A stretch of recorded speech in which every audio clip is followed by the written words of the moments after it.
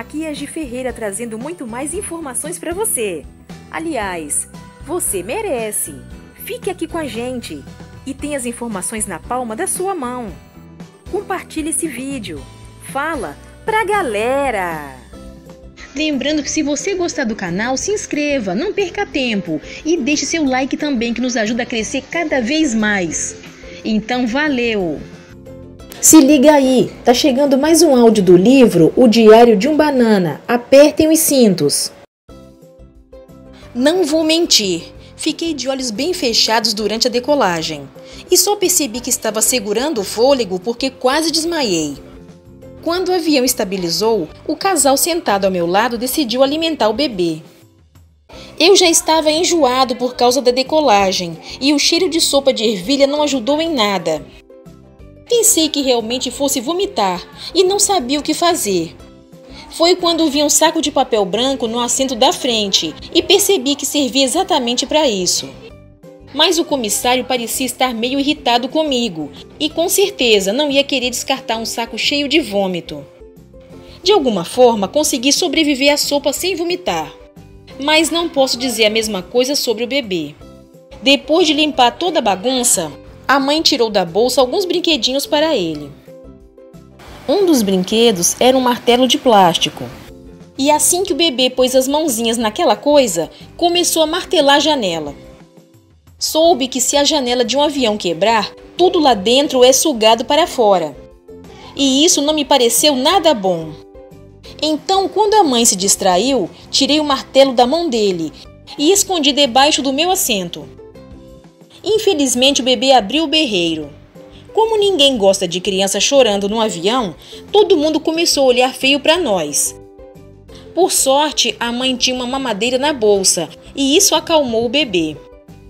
Eu também estava ficando com fome, então chamei o comissário de bordo e perguntei quando iam servir a comida.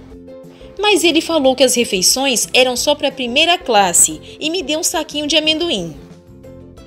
Então me lembrei do lanchinho que tinha trazido para o avião, mas aí lembrei que tinha ficado tudo na minha bolsa de mão, que foi mandada lá para baixo, junto com o resto da bagagem.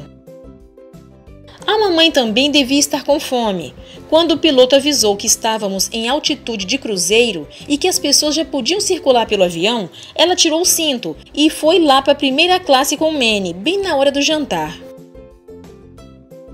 Nesse momento, senti algo gelado e gosmento encostar no meu cotovelo esquerdo e logo depois uma outra coisa no direito. O cara atrás de mim tinha tirado os sapatos e as meias e enfiado os pés no espaço entre os assentos. Acho que ele pensou que estava certo ao usar os braços da minha poltrona para descansar os pés dele. Estava começando a me sentir enclausurado e, para piorar, o cara da frente reclinou o encosto do banco o máximo possível e ficou a poucos centímetros do meu rosto.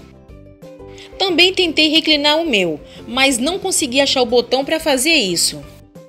Daí chamei o comissário e perguntei onde ficava o botão, mas ele respondeu que os assentos da nossa fileira não reclinavam para não bloquear a saída de emergência. A essa altura eu já estava suando.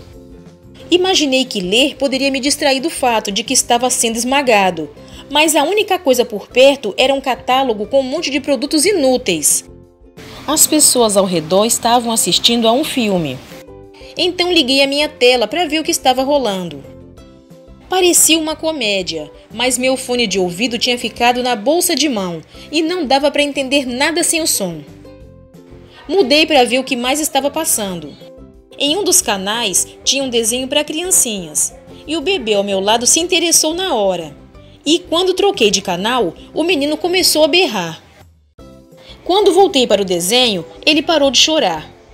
Achei que não teria problema em deixar o bebê ver o programa, mas a tela estava perto demais da minha cara.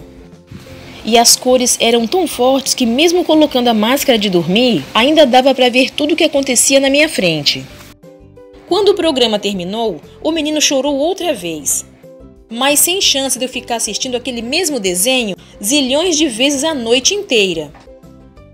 Então decidi que essa era a hora perfeita para o meu turno na primeira classe. O Roderick percebeu a minha movimentação e saiu do lugar dele antes que eu conseguisse levantar. E como ele foi para a primeira classe, eu sabia que ia ter que esperar um tempo antes de mudar. Quando a mamãe e o Manny voltaram aos seus assentos, vi a porta da cabine da tripulação se abrir e o piloto saiu. Pensei que poderia ser alguma emergência, então apertei o botão e perguntei para o comissário de bordo o que estava acontecendo. Ele falou que o piloto só precisava esticar as pernas e usar o banheiro, e que o copiloto tinha tudo sob controle. Eu não gostei de saber que só tinha um piloto no comando, mesmo que fosse só por alguns minutos.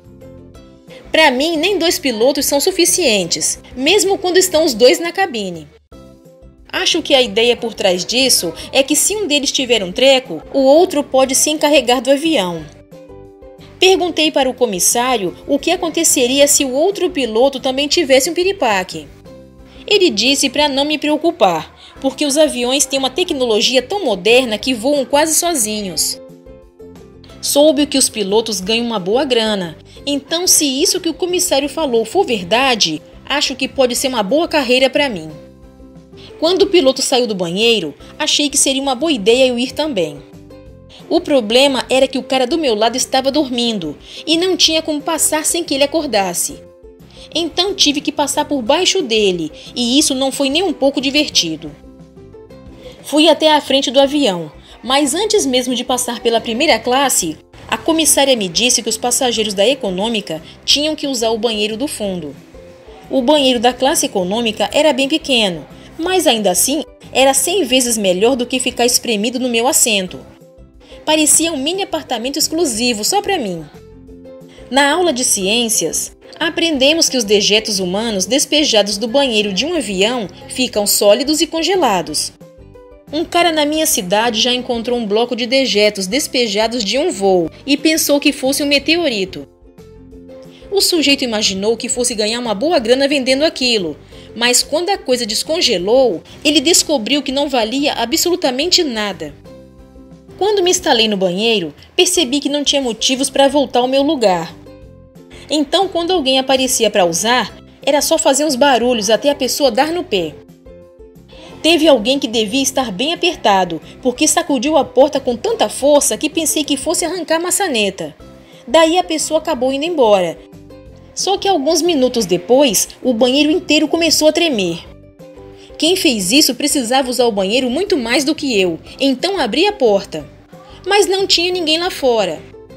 Foi quando percebi que não era só o banheiro que estava tremendo, e sim o avião todo.